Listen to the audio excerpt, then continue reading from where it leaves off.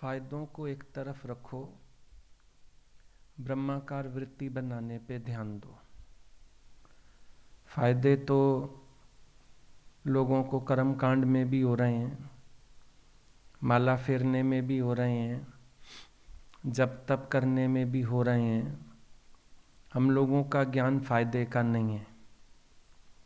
हमारा ज्ञान है पूरी तरह से ब्रह्माकार वृत्ति बनाने का। सतगुरु तुझसे लगन मेरी लागी रहे, ब्रह्माकार वृत्ति मेरी जागती रहे। और ऐसा मत सोचो कभी विचार हो कभी अविचार में आ जाएं। विचार हमेशा बना रहना चाहिए। हर एक समय हर श्वास में आपको अपने स्वरूप की स्मृति रहनी चाहिए। मुखे जान मींजी जहाँ हरदम रहे थी, क्योंकि एक घड़ी भी विसरते हो तो फिर बहुत दूर निकल जाते हो।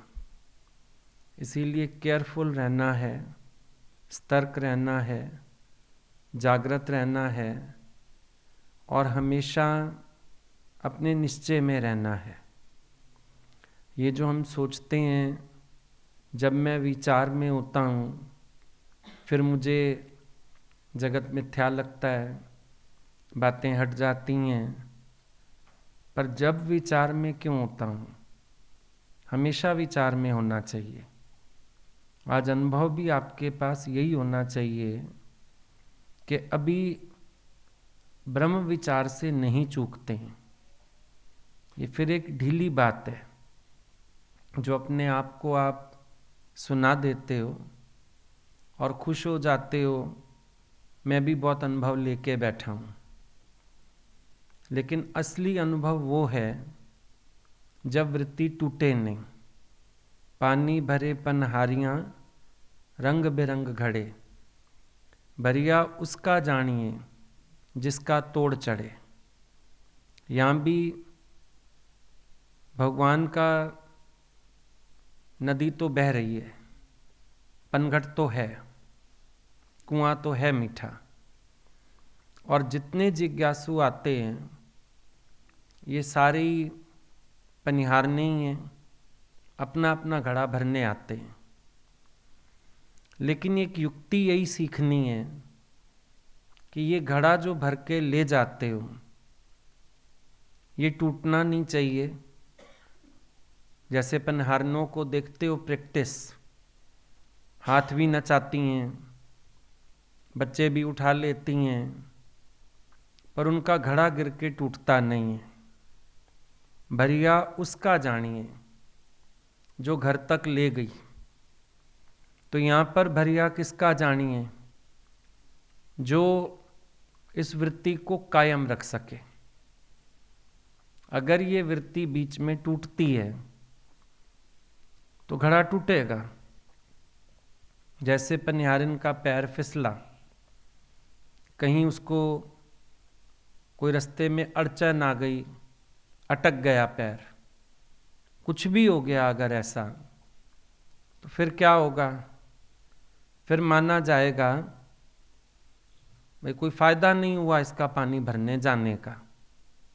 घड़े का भी नुकसान करके आई, पानी भी नहीं लेके आई घर, लापरवाही से गवा के आई।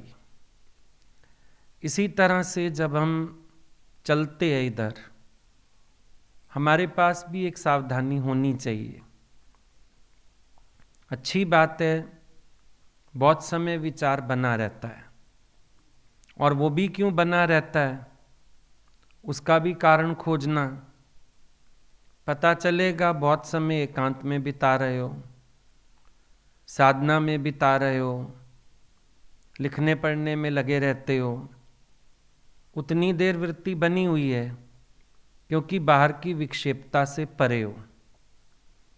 और जब अपने कमरे से बाहर निकलते हो, बाहरी विक्षेपता में आते हो, मन की असल स्थिति तब पता चलती है। घड़ा भरते हुए सावधान है हर कोई, सिर पे रखते हुए भी सावधान है। या तो गड़बड़ होती है रास्ते में और या फिर देखा होगा घड़े टूटते हैं नीचे रखते टाइम। आप लोगों ने तो समय देखा होगा, भरे भी होंगे घड़े। जब घड़ा उतारते हैं ना सिर से, जरा सा जोर से भी रख दिया टूट जाता है। मन की स्थिति ऐसी है, ये जब स्वयं में है, बैठा है आराम से ज्ञान के ओहरे में, गुरु के ओहरे में, भजन सुन रहे हैं, सत्संग सुन रहे हैं, लिख पढ़ रहे हैं। आजकल तो फिर पत्रों का आधार बड़ा अच्छा हो गया है, रोज़ इतने इतने लेटर मिल जाते हैं, लिख रहे हैं बैठ के। लगता है वृत्ति बहुत अच्छी बनी हुई है, बिल्कुल मैं तो सचखंड में पहुंचा बैठा हूं जैसे। थोड़ी देर के लिए भूल ही जाएगा कोई घर भी है, संसार भी है, मैं भी हूं। वो गुरु के वचन में ताकत, आकर्षण, एकदम एकाग्रता बन जाती है और हम बड़े प्रसन्न हो जाते हैं, हमारी भी स्थिति हो रही है। लेकिन यही स्थिति कायम दायम रहनी चाहिए। ये नहीं कि यहाँ से उठे फिर हमारा ध्यान भटक गया, ये नहीं कि अपने आसन से उठे फिर ध्यान भटक गया।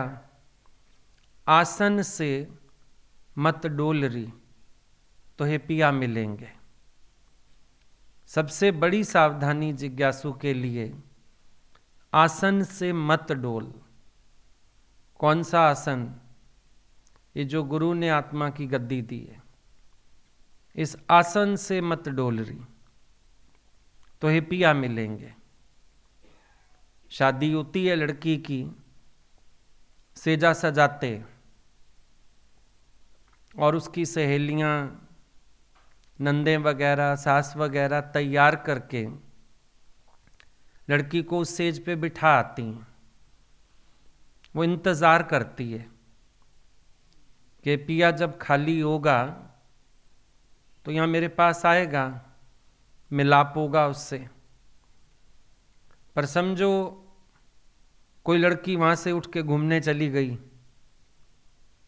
पिया आया, उसने देखा सेजा तो खाली है, सोचेगा इसका कोई और यार भी होगा, अब मिलाप नहीं हो सकता। जिज्ञासु को बोला आसन से मत डोल रही। इस आत्मा के आसन से चलायमान नहीं होना तो हे पिया मिलेंगे। मजेदार बात ही यही है, दुनिया में लोग पिया को खोजने जाते हैं और यहाँ हमारा ज्ञान कहता है तू कहीं मत जा, पिया तुझे खोजता हुआ आएगा। सारे संत साधु कोई जंगल चले गए, पहाड़ों पे चले गए, क्या कर रहे हैं? सब भगवान को खोज रहे हैं। भगवान को नहीं खोजना है, तुम तो आसन पे डट के बैठ जाओ, भगवान चल के आएगा। वो आके तेरा दर्शन करेगा, वो आके तुमसे मिलाप करेगा। पर ये ध्यान रखो, अगर तुम उस आसन से उठ गए तो फिर पिया खाली लौट जाएगा, क्योंकि उसको तो यही लगेगा कि भाई इसके तो अभी माया में और भी यार हैं, इसके तो और भी मुरीद हैं संसार में, इसको तो अभी दुनिया वालों से बहुत काम है। तो फिर पिया तेरे पास चल के नहीं आएगा। इस बात का ध्यान रखना, आसन से नहीं डोलना है। ये छोटे छोटे फायदे वो फायदे ही हैं, क्योंकि बांध के बिठाया जा रहा है, बिजी कर दिया गया। सत्संग सुनते हो, टेलीकास्ट होता है, फिर जूम मीटिंग अटेंड कर लेते हो, फिर लिखना पढ़ना हो गया। लेकिन इस सब साधना का परिणाम ये निकलना चाहिए कि जिस समय तुम साधन रहते हो उस समय भी तुम्हारी स्थिति स्वयं में हो। क्योंकि ये बात तुम समझ के चलना, साधन करे है जब तलक नहीं ब्रह्म जाना जाए है। साधन रहते ब्रह्म उसको साधन रहती पाए है। बुद्ध सब साधनों से रहत हुए, वहीं तो अनुभूति हुई। अब जो साधन हमें भी बताए जाते हैं, ये साधनों पर आधारित साधना नहीं है हमारी। यहां तो ऐसा है जैसे शमशान में मुर्दा जलाने जाते हैं, तो जब बेटे को दाह संस्कार करना होता है, उसके हाथ में एक लकड़ी जला के देता है मसाणी, और चौमुख आग लगवाता है उससे। इधर से भी अग्नि जलाओ, इधर से भी जलाओ। जब सब तरफ से अग्नि दे देते हैं, प्रज्वलित होती है, तो आखिर में कहता है इस लकड़ी को भी बीच में डाल दो। तो यहां पर भी अभ्यास रूपी लकड़ी से तुमने अज्ञान का वन तो जलाना है, लेकिन उसके बाद उस लकड़ी को भी बीच में ही डाल देना है। यहां पर आपको गुरु इस आधार पे नहीं चलाता कि आप वो बने रहो पत्थर की गुड़िया या कपड़े की गुड़िया, जिसको पानी में डुबोए रखो तो ठंडी है, बाहर निकल के सूख गई। फिर गुरु बनाना चाहता है नमक की गुड़िया, जो गई पानी में, फिर अपना वो अस्तित्व, अपना वो आकार लेके ना आए। नमक आया कहाँ से? नमक कहाँ से आता है? सागर के पानी से आता है, जल से आता है, इसीलिए जल में घुल जाता है। तुम कहाँ से आया? तेरी मैं कहाँ से आई? सच कौन है? ये तो ऊपर से जो अपना झूठा अस्तित्व बनाया, फिर वो उसी सच को स्मरण करते हुए उसी में वलीन होएगा। ये और कोई उपाय नहीं इस मैं के जाने का। ये क्षुद्र में विराट मैं में लीन होएगी। लहर सागर से अगर उठी है, वापस सागर में ही जाके समाएगी। तो जब तक हम साधन पर आधारित हैं, पहले तो बड़ी कृपा है गुरु की, हम साधन संपन्न नहीं आते हैं। साधन संपन्न हमको गुरु बनाता है। पता ही नहीं होता साधन कौन सा चाहिए। हम बाहरी संपन्नता का प्रयास करते हैं, बाहर से संपन्न होना चाहते हैं, धन दौलत पैसा ज्वेलरी, हम उस तरह की संपन्नता चाहते हैं। इधर आके वो संपन्नता तो आपदा समझ में आती है। गुरु करता है साधन संपन्न, के साधन जो स्वयं को जानने का हो, उस साधन से गुरु तुम्हें संपन्न बनाता है। लेकिन आगे चल के गुरु कहता है ये साधन करे है जब तलक नहीं ब्रह्म जाना जाए है। साधन तक नहीं टिकना है। या कई बार साधन से सुख आता है तो हमारा मन खुश हो जाता है। अब आजकल बुखार चल रहा है तो डॉक्टर टैबलेट दे देते हैं 6-6 घंटे में, 3-3, जिनको हो जाता है ना कोरोना, बुखार नहीं उतरता, तो डॉक्टर कहता है 3 घंटे में या 6 घंटे में डोलो दे दो। दे तो दो, लेकिन वो तो टेम्परेरी इलाज है ना, कि बुखार कि वो गोली का असर खत्म हुआ 6 घंटे में, हमने दूसरी खा ली, फिर असर खत्म होने लगा, हमने तीसरी खा ली, बुखार चढ़ा नहीं। पर टेस्ट क्या करते हैं, 3 दिन 4 दिन बाद डॉक्टर कहता है अच्छा मिस करके देखो अब एक टैबलेट। जब टैबलेट भी ना खाएं और बुखार भी ना चढ़े, बात तो तब है। अब साधन की आवश्यकता क्या होनी चाहिए? जैसे टैबलेट का इफेक्ट ये होना चाहिए कि अंदर से काया निरोगी हो जाए, बुखार ना चढ़े दोबारा। साधन का प्रभाव क्या होना चाहिए? फिर साधन की आवश्यकता ना पड़े। वो एक अलग बात है कि जैसे एक पहलवान होता है, वो पहले तो कुश्ती करने अखाड़े में जाता है, रिटायर होने के बाद कुश्ती देखने फिर चला जाता है, कोई बात नहीं। इसी तरह से साधन सिद्धि तक पहुंचने के लिए बैठा, उसके बाद भी ब्रह्मज्ञानी सत्संग में, लेकिन ये नहीं कि उसको सत्संग से अलग कर दो तो फिर वो कोई अपनी संसार की माया में भटक जाएगा। ये नहीं कि 4 दिन सत्संग नहीं सुना फिर उसको माया व्यापने लगेगी। ये नहीं कि 4 दिन उसको बाहरी संग नहीं मिला सत्संग का, फिर उसके अंदर जगत का चिंतन आ जाएगा। ये नहीं।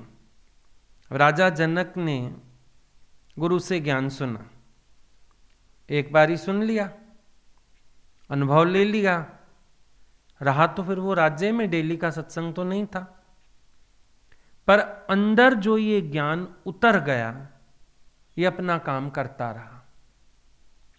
बुद्ध भगवान ने आनंद को क्या बोला? तेरा विवेक तुझे चलाएगा। हमारी मंजिल ये नहीं है कि रोज आपको सत्संग का साधन हम देते रहेंगे तो आपके पांव मजबूत हों, आपके पैरों में ताकत आ जाए, हमने इलाज वहां तक करना है।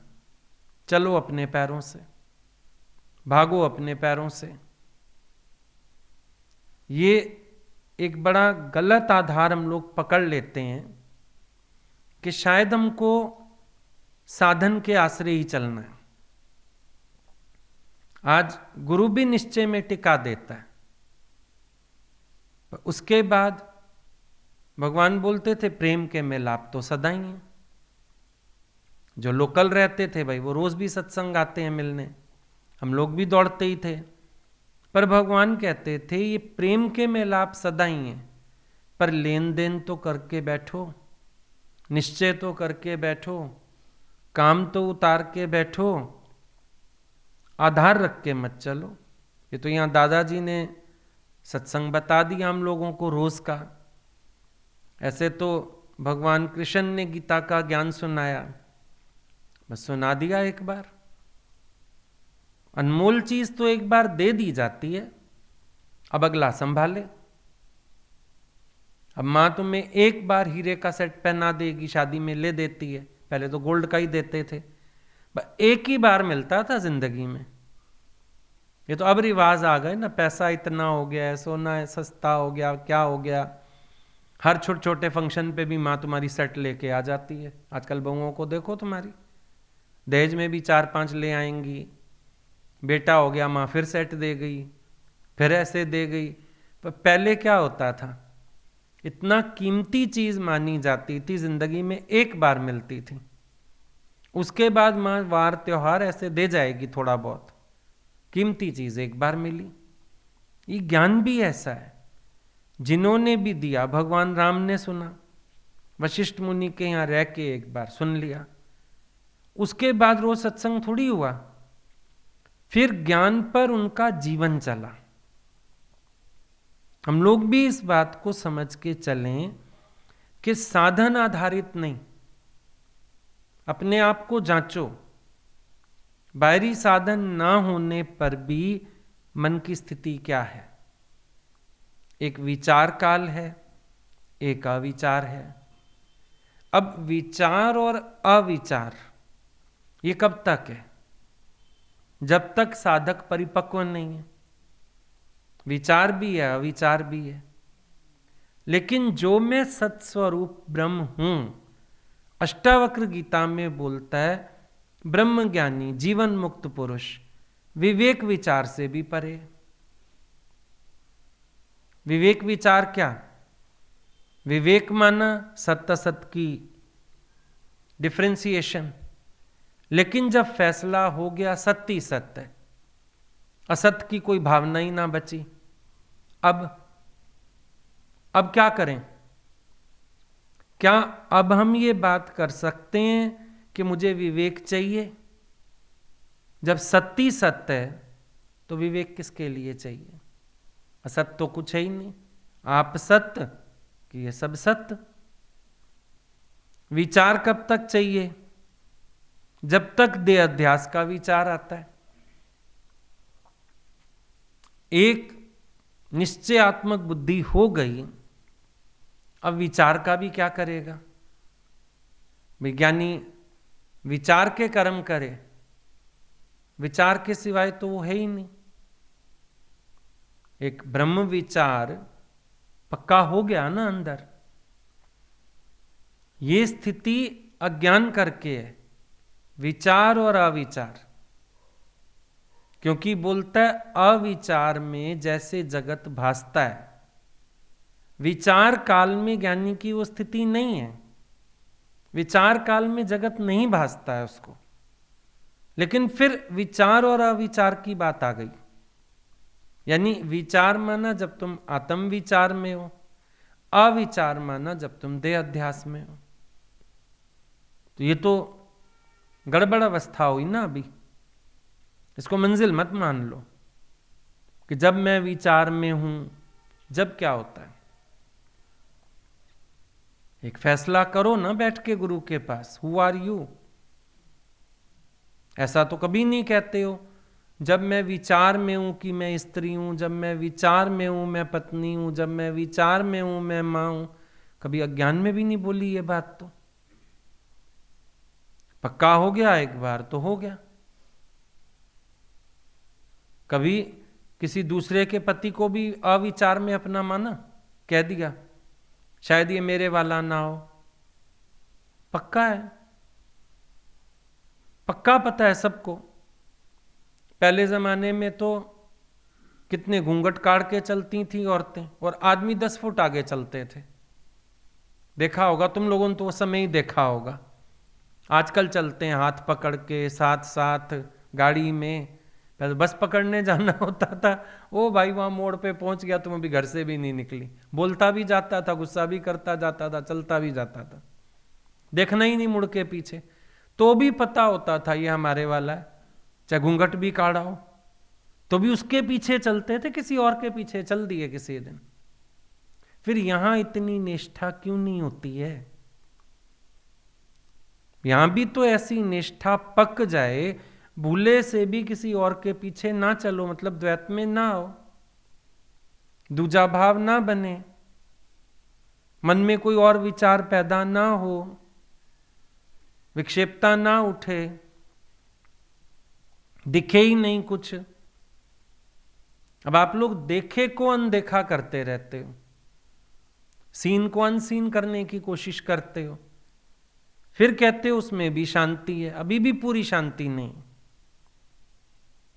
जिसको दिख रहा है, अब अनुभव आप लोग क्या बना लेते हो, घर फैला रहे कुछ रहे, हम तो देखते नहीं, दिखाई तो है तुम्हें फैला हुआ,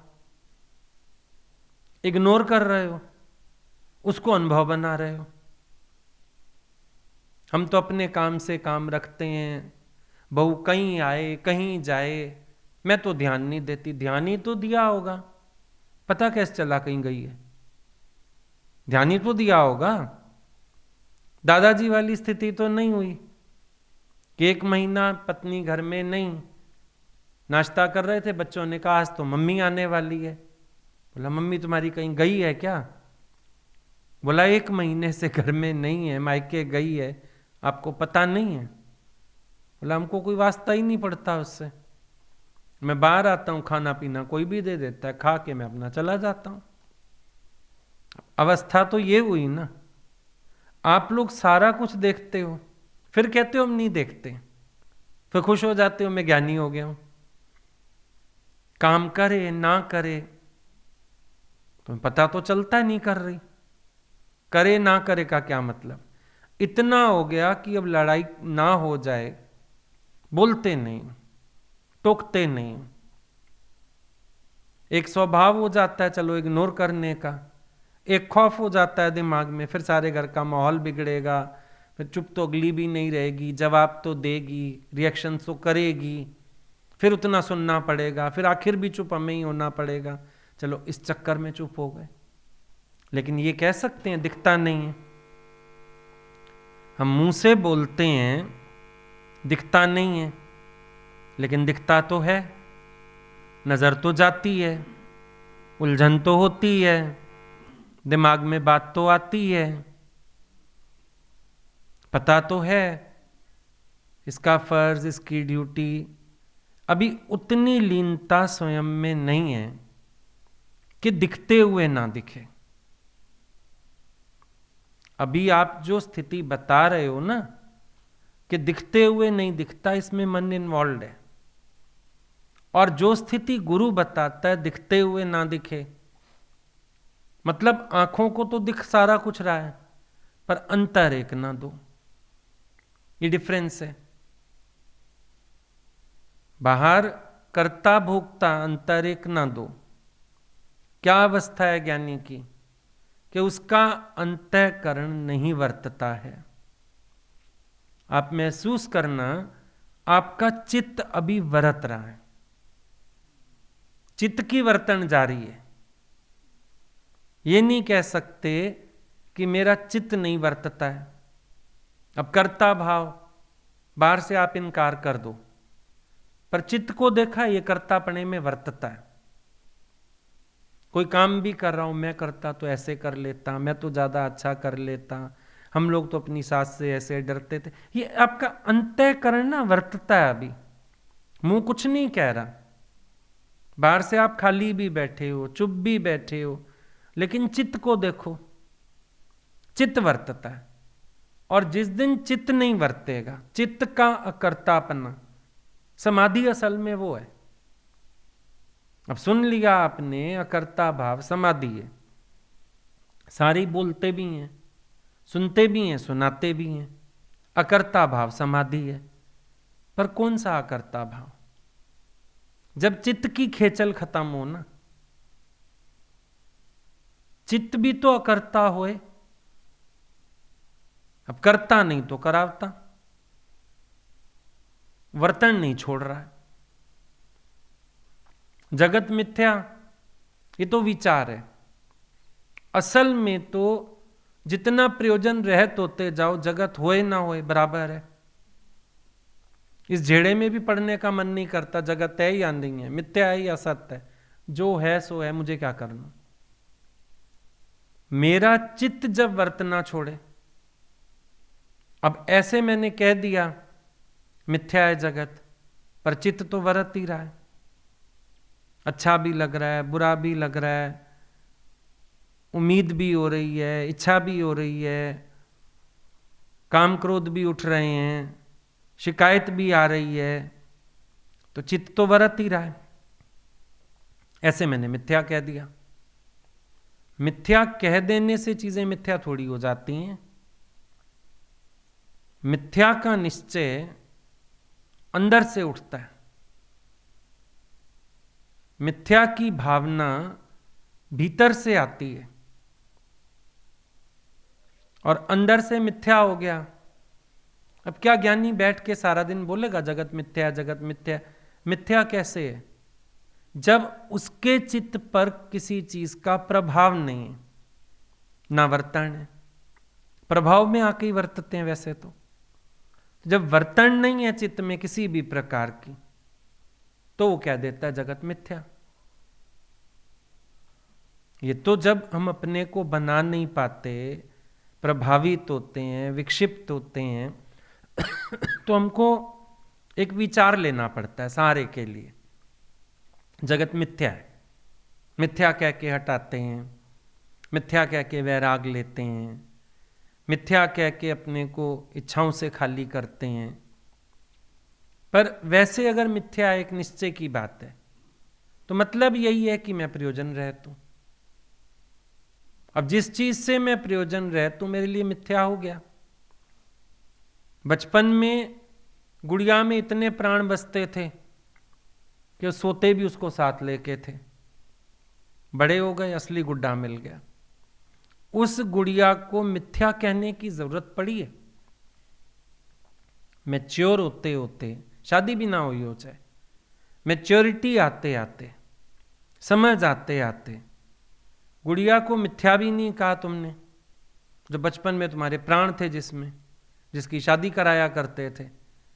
और वो गुड़िया कहाँ गई, कहाँ छूट गई, किसी को दी गई, याद भी नहीं होगी। अभी तुमसे पूछें बचपन वाली गुड़िया कैसी थी, याद है? हो गई मिथ्या। जिससे वास्ता नहीं रहा वो तुम्हारे लिए मिथ्या हो गया। ऐसे बहुत सारी चीजें हैं जिनसे वास्ता हटा, वो मिथ्या हो गई। कैसे हो गई मिथ्या? कि उनका विचार ही नहीं आता, ना उनका विचार है, ना उस पर विचार देना पड़ता है। मिथ्या का जेरा खत्म सारा का सारा। ऐसी स्थिति बने ना ज्ञान में, जहां अंतःकरण को भी ना वर्तना पड़े ना। मजा तो उस ज्ञान में आएगा, आनंद तो उस ज्ञान में आएगा। गलती से भी, अभी समझो पति चला गया, गलती से भी उठा के सिंदूर की डिब्बी से सिंदूर नहीं भरोगे, बिल्कुल अंदर तक याद है ना। अब जगत से वो एक बाहरी पति के जाने से विधवापन पक्का है, और ये जो गुरु रोज मार रहा है तुम्हारे अहंकार को और बातों को, इसका विधवापन पक्का नहीं होता। कि फिर मैं संसार के राग रंग श्रृंगार इनका क्या करूं? एक विधवा स्त्री कभी श्रृंगार के सामान की तरफ जाती नहीं नजर आती। अंदर तक पक्का है उसको, ये सामान मेरे काम का नहीं। अब साधक को क्या बोला शास्त्रों ने? साधक को नौजवान विधवा स्त्री की उपमा दी। नौजवान विधवा स्त्री कैसी होएगी? तुम सबको पता है, संसार में देख के आए हो चीजें, अनुभव में है ही। अब ऐसी अवस्था एक जिज्ञासु की बोली गई। जिज्ञासु की ये अवस्था पहले शुरू में जैसे वो स्त्री होती है, रोती है, मन मारती है हर तरफ से, पर एक समय जाके पक्की हो जाती है। अब बहू बेटियां तो श्रृंगार करेंगी और बहनें तो श्रृंगार करेंगी, पर अब उसका मन चलना एक स्टेज पे आके बंद हो जाता है। अनुभव होगा, एक समय मन चलता होगा दूसरों को देख के, एक समय ऐसा आता है, चाहे ज्ञान हो या ना हो, बड़ी कृपा है परमात्मा की, मन उसी तरह से ढल जाता है। फिर कोई पूछ भी लेता है तो कहते हैं नहीं, हमको ध्यान नहीं जाता। ऐसे जब नया नया जिज्ञासु आता है, वैराग्य भी साधन है, मन को हटाएगा तो ना, एकाग्रता के लिए, क्यों यहां चित्त की जबरदस्त एकाग्रता चाहिए अपने स्वरूप में टिकने के लिए, स्वस्वरूप की अनुभूति के लिए जबरदस्त एकाग्रता चाहिए। अब मन हमारा व्यक्ति वस्तु विषय इनमें लगा हुआ है। जिज्ञासु को वैराग्य रूपी साधन करके मन को लाना तो पड़ता है वापस, लेकिन मैच्योर होते होते, समय के साथ परिपक्वता आते आते तत्व बोध जागता है। तत्व बोध जागने में हम समझते हैं आत्म तत्व सच है। जैसे दर्पण में आप देखो तो आप जानते हो आप सच हो, दर्पण पर छाइए, ऐसे बुद्धि परिपक्व हो जाती है। अब जिसने तत्व बोध से जिसको वैराग पैदा हुआ, उसको वैराग का साधन और करने की आवश्यकता कहां रहेगी? जान गया ना, मृग तृष्णा का जल। विवेकानंद ने बोला हमारे उधर नदी बहती थी, हम रोज देखते थे और मन ही मन सोचते थे जिस दिन पानी नहीं आया हम बाल्टी भर लाएंगे। एक दिन सचमुच पानी नहीं आया। जब बाल्टी लेके गए देखा पानी था ही नहीं, रेत चमकती थी। वो तो बहुत बड़ा एरिया खाली पड़ा था, रेतीला मैदान था। पता चला पानी नहीं है, रेत चमकती है। बोला वापस आके पेड़ के नीचे बैठ गया, फिर भास रहा है पानी। आंख का धोखा, इल्यूजन्स वो तो पैदा होते ही हैं। पर बोला अब बाल्टी लेके मैं उधर नहीं जाऊंगा। ये हुआ तत्वबोध से वैराग। तत्व पता चला रेत है, पानी नहीं है, तत्व पता चल गया। अब क्या हुआ? अब दिख भी रहा है तो भी लौट के नहीं जा रहा है। बाल्टी भी है, सामर्थ्य भी है, और बार बार दिख रहा है पानी, पर एक बार देख आया, दोबारा नहीं जाएगा ना। ये होता है वैराग। पहले बराबर मन को हटाते हैं, बाद में इतनी परिपक्वता आ जाए हटाने की जरूरत ही ना पड़े। पहले देव उपाधि हटाते हैं, वैराग का साधन करते हैं। ये मैं क्या है, एक दिन तो मर जाना है, ऐसे होना है, वैसे होना है, वैराग का साधन करते हो। पर जब कृष्ण को पता है मैं ब्रह्म स्वरूप हूं, अर्जुन कहता है भगवान तुम कल पैदा हुआ है, तो भगवान को अपना असली रूप दिखाना ही पड़ गया। बुरा लगता है ना, एक महान आदमी का कोई अपमान करे। कभी देखते हो मिनिस्टर का बच्चा हो, कोई पुलिस वाला पकड़ ले, पता है मैं कौन हूं, पता है मैं कौन हूं, बोलता है ना। अब इतनी मिर्च आपको लगती है जब आपको देह दृष्टि से देखा जाए, अभी नहीं लगती, क्योंकि अभी तो खुद भी देह दृष्टि से अपने को जनवाना चाहते हो। बेटे को ये फर्ज, बहू का ये फर्ज, फलाने को ऐसे करना चाहिए। पर जैसे भगवान कृष्ण को फील हो गया, अर्जुन का ये कहना फील ही हो गया ना, कल तो पैदा हुआ है, दिखा दिया विराट रूप। अर्जुन मेरे को तत्व से जान, ये शरीर मैं नहीं हूं। अब कृष्ण जी बोले जब मैं विचार में होता हूं तो मैं लोगों को कह देता हूं मेरे को तत्व से जान, और जब मैं विचार में नहीं होता हूं तो देहाध्यासी बन जाता हूं। कहेंगे कृष्ण जी ऐसा? आप कहो जब मेरे को याद होता है मैं फलानी, भूल भी जाते हो कभी मैं फलानी, हालांकि हम तो भूलने को कह ही रहे हैं, पर एक बात है भूल भी जाते हो। कभी ऐसा अनुभव बताया है अपना? जब मुझे याद होता है मैं सास हूं, तब तो बहू पोछे लगाती है, जब मैं भूल जाती हूं मैं सास हूं, मैं ही पोछे लगा जाती हूं। हुआ है कभी ऐसा अनुभव? बहू के आने से पहले तैयारी हो जाती है मैं सास हूं, और आज दिन तक सपने में भी नहीं भूलती। भूलोगे सपने में? सपने में भी बहू आ जाए तो तुम सास बन के ही पार्ट प्ले कर रहे होते हो। वही पैर दबा रही होती है, तुम नहीं दबा रहे होते उसके पैर।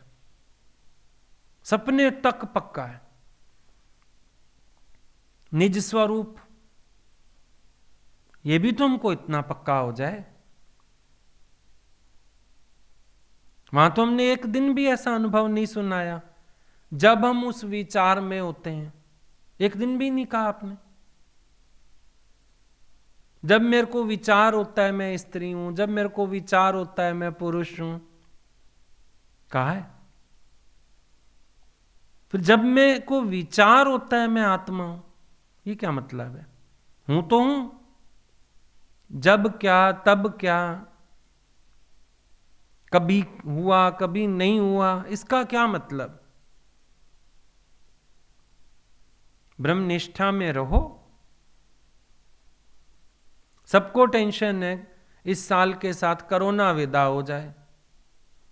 वो तो जब जाएगा चला ही जाएगा, क्या करेगा ज्यादा में ज्यादा, एक बार प्राण ले लेगा। पर अपनी मैं को देखो झूठी, मिथ्या बुद्धि देखो, कदम कदम पे प्राण ले रही है।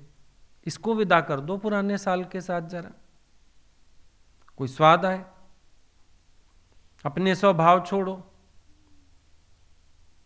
अपने अंदर की कमजोरियों को छोड़ो, बात तो तब है।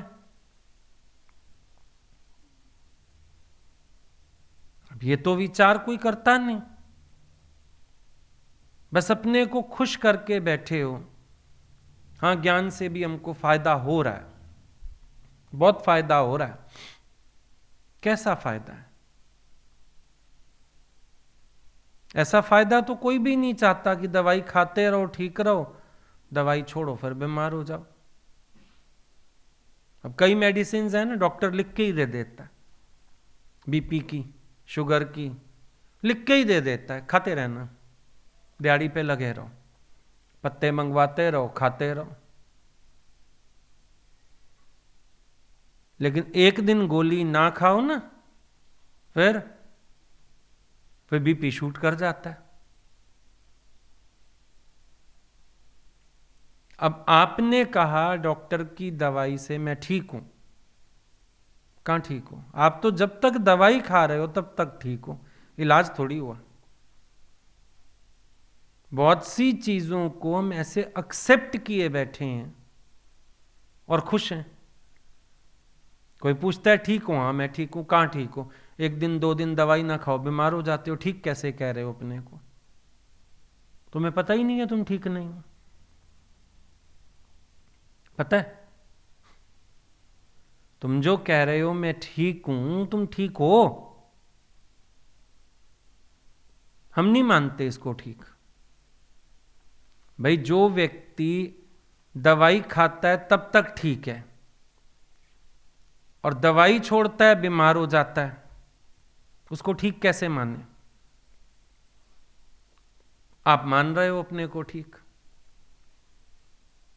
अभी कहीं चले जाओ, जेब में चाहे 10 दवाइयां पड़ी, डिब्बियां आजकल तो अच्छी अच्छी मिलती हैं ना, लेके जाते पर्स में,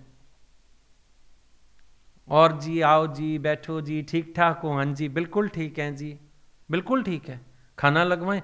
1 मिनट, 2 गोली खाता हूं, उसके बाद खाना खाऊंगा। फिर खाना खा के 4 गोली खाता हूं, तो तुम्हारा ठीक कहां है? कहता ठीक हूं। तुम्हारे ठीक होने की परिभाषा भी तो गलत है। ठीक कहां है? उल्टा कहेंगे हाँ इस डॉक्टर के पास तुम भी जाओ, बहुत अच्छा डॉक्टर है, मेरे को ठीक कर दिया। गोलियां तेरे हाथ में, उसने तेरे को ठीक कैसे कर दिया? भाई तुम्हारी परिभाषा है संसार में, ये मुश्किल ही यही है, तुम्हारी परिभाषा है ये ठीक होने की। बहू कैसी है? बहुत अच्छी है, ठीक है, परिभाषा है नहीं ठीक। जब तक एक व्यक्ति का अहंकार ना मराओ दोनों में से, ठीक तो हो ही नहीं सकती। झूठ बोलते हो ठीक है, कहां है ठीक? ये है गुजारा चल रहा है, कभी उसने अपने मन को मार लिया, कभी तूने मार लिया, कभी वो मुड़ गई, कभी तू मुड़ गई, पर भिड़ंत तो हर मोड़ पे हो रही है। पर कहते हो ठीक है, अच्छी है, फिर भी अच्छी है, लाखों से अच्छी है। चलो फिर एक नया सेंटेंस है, लाखों से अच्छी है। लाखों से अच्छी को क्या करोगी जब तू ही खुश नहीं है? पर मन को मार रखा है, लाखों से अच्छी है, और करोड़ों से अच्छी नहीं भी है। जनता तो करोड़ों में है, लाखों से अच्छी है। बहुत कुछ है जिसमें तुम कॉम्प्रोमाइज को ठीक कह रहे हो।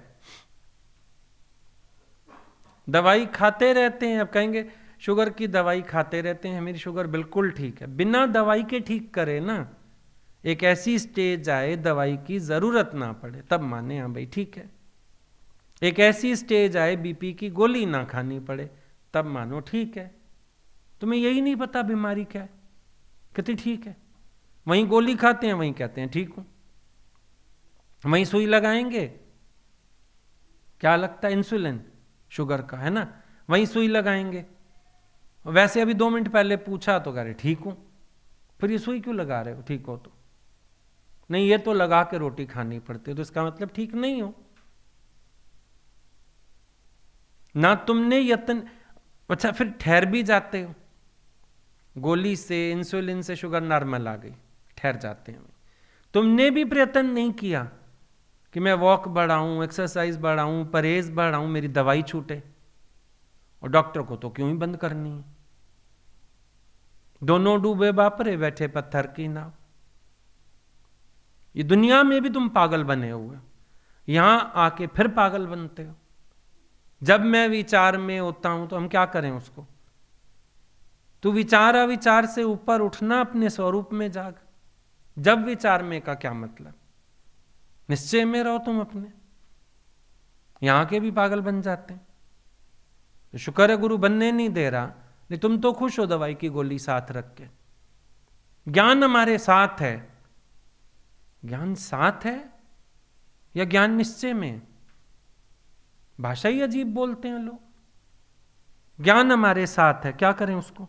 साथ है तो मतलब एक पोटली उठा के चलनी पड़ रही है साथ। दवाई मेरे पास है, कर लेते हैं ना कभी कभी गड़बड़ शुगर पेशेंट, कहते कोई नहीं गोली है खा लूंगा ऊपर से। गोली का बोझ तो उठाना ही पड़ रहा। गोली से ठीक हो, तुम ठीक नहीं हो। गोली से बैलेंस है शरीर में, अपना बैलेंस नहीं है शरीर का।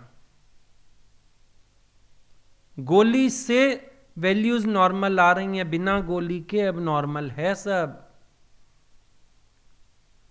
भारी झंझट पाल लिया, वो झंझट फिर एक समय जाके नुकसान करता है। फिर कहते हैं शुगर वालों को ना हार्ट पे इफेक्ट आता है, इस पे। शुगर वालों को इफेक्ट नहीं आता, शुगर की गोली खाने वालों को आता है, क्योंकि गोली कोई तो असर दिखाएगी। लीवर को पकड़ेगी, हार्ट को पकड़ेगी, कुछ तो करेगी। अब ये ज्ञान जो गुरु का तुमने लिया, लेके बोझ चल रहे हो, अब वो माता जी बेचारी कहती है गुरु मोह की आत्मा थी, मेरी तो नहीं। क्यों फंस गई? ज्ञान तो उसके साथ था, बोलती भी अच्छा थी। यही था, जब विचार में होती तो ठीक रहती। शरीर में पेट में हुआ दर्द, अब विचार हो गया गुम, अब हो गई दिक्कत। गड़बड़ तो यही है। निश्चय दियां जोतां जगियां ने, निश्चय की जोत जलाओ, अपने ब्रह्म भाव में रहो। स्वामी राम तीर्थ ने बोला, जब जब मैंने अपने आत्म साम्राज्य को छोड़ा, संताप रूपी यमदूतों ने मुझे घेर लिया। जब आत्म साम्राज्य छूटेगा तो संताप आएंगे। आत्म भाव में रहो, आत्म निश्चय में रहो, अपनी जागृति में रहो, तो फिर कोई बात ही नहीं। परेशानी कहां से उठ रही है ये विचार हम नहीं करते। हम बस खुश हैं कि हम ना अपने को विचार दे लेते हैं, बस। सबकी गाड़ी ऐसे ही तो चल रही है। विचार देना आ गया, विचार देना आ गया। विचार देने का क्या मतलब? गोली खाने का, तुरंत गोली नहीं खाओ तो काम खराब हो जाता है। कई लोग गोली भूल भी जाए ना, फिर किसी के घर भी बैठे हो, उसके बच्चे को कहें बेटा एक पत्ता ला दे मेरी दवाई का, ये तो रोज ही खानी है, पड़ी रहेगी। मतलब एक दिन भी गुजारा नहीं हो रहा ना बिना खाए। गोली का आधार इतना हो गया तो गलत नहीं हो गया। आधार विचार का भी अच्छा है, चलो एक समय तक। शुक्र है विचार आ जाता है, शुक्र है अपने को दुखी होने से बचा लेते हो, शुक्र है उलझते नहीं हो किसी के साथ, चलो सब कुछ ठीक है। लेकिन फिर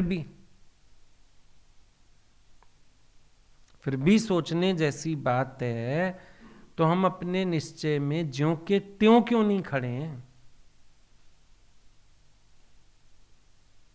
हम आत्म जागृति में क्यों नहीं है? मजा तो तब आए जब मेरी स्थिति पक्की हो जाए।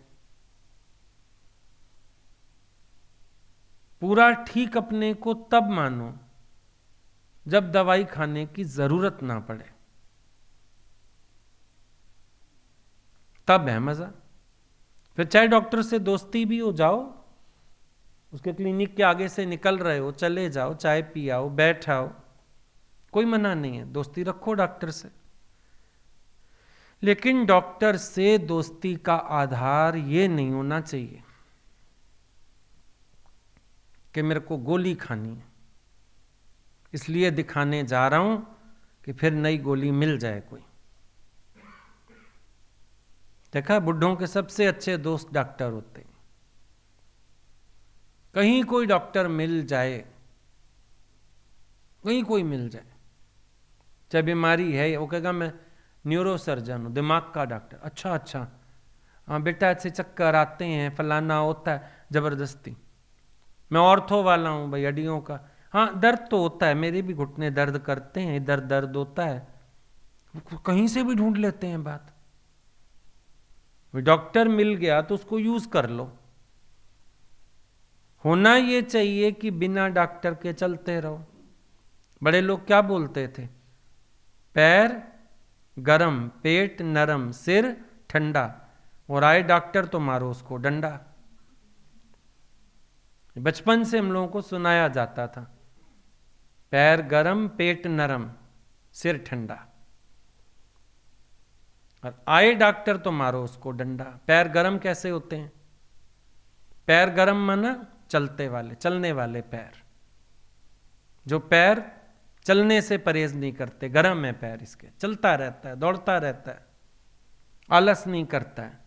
पेट नरम, पेट नरम किसका रहता है? जो हल्का खाना खाता है, सुपाच्य भोजन करता है, उसका पेट नरम रहता है। पेट टाइट है मतलब बीमारियां हैं, पेट टाइट है मतलब इसका लाइफस्टाइल अच्छा नहीं है, पेट टाइट है मतलब इसका खान पान ठीक नहीं है, शरीर की प्रकृति को नहीं जानता है ये। और सिर ठंडा माना बैलेंस, क्रोध नहीं, विक्षिप्तता नहीं, तपा हुआ टीन नहीं, सिर ठंडा। वैसे शरीर के भी लक्षण हैं। पैर ठंडे होने शुरू होते हैं ना तो प्राणी जाने लग जाता है, पैरों से पहले प्राण पैर का ही साथ छोड़ते हैं। तो पैर गर्म रहने चाहिए, ठंडे नहीं रहने चाहिए। ठंडे पैर कमजोरी की भी निशानी होते हैं।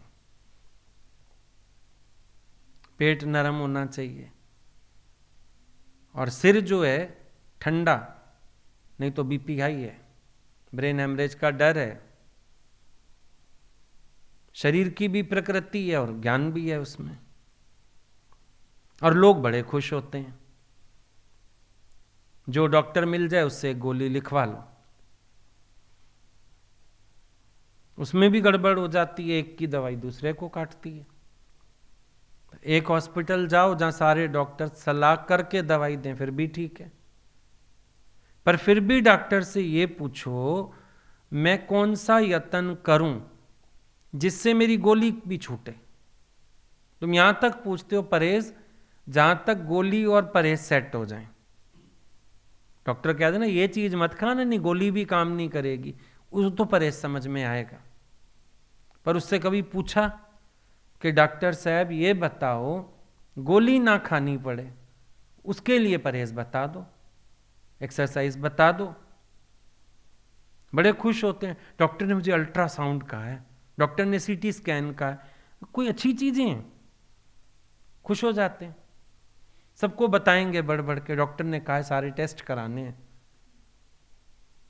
तो समझ तो ये आता है कि तुम अच्छा व्यक्ति नहीं है अंदर से, तुम्हें अपने शरीर को चलाना ही नहीं आता, तुम हमारे ज्ञान का क्या करोगे, बेकार हो तुम।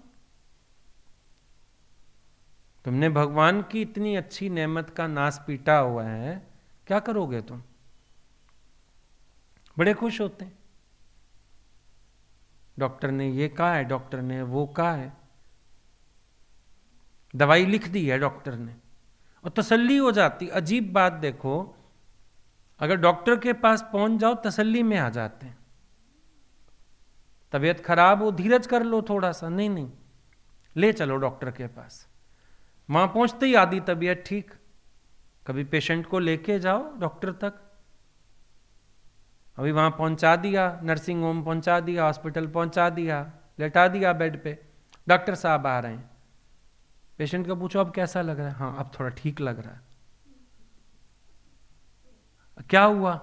मानसिक तसल्ली, हॉस्पिटल पहुंच गया हूं, जैसे वहां काल को नो एंट्री का बोर्ड लगा हुआ है, मुर्दा उठाने वाली एम्बुलेंस तो उनके यहां भी खड़ी है, नीचे उन्होंने पूरा मुर्दा घर बनाया हुआ है, फ्रीजर रखे हुए हैं मुर्दे डालने के लिए।